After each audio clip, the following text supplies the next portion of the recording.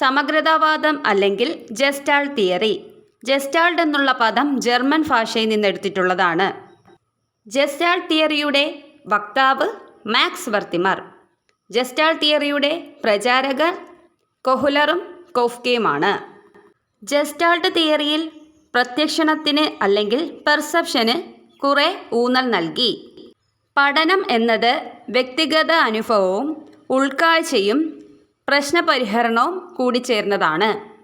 Köhler ഉൾക്കാഴ്ച പഠനത്തിൻ്റെ പരീക്ഷണം നടത്തിയത് ചിമ്പാൻസിയിലായിരുന്നു. മാക്സ് വെർത്തിമറിൻ്റെ പ്രത്യക്ഷണ നിയമങ്ങൾ അല്ലെങ്കിൽ ദ ലോ ഓഫ് പെർസെപ്ഷൻസ്. ഒന്നാമത്തെ നിയമം ലോ ഓഫ് സിമിലാരിറ്റി അല്ലെങ്കിൽ സാദൃശ്യ സമാനതാ നിയമം.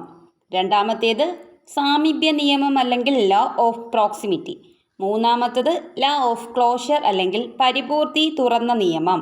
നാലാമത്തേത് ലോ ഓഫ് കണ്ടിന്യൂറ്റി അല്ലെങ്കിൽ തുടർച്ചാ നിയമം.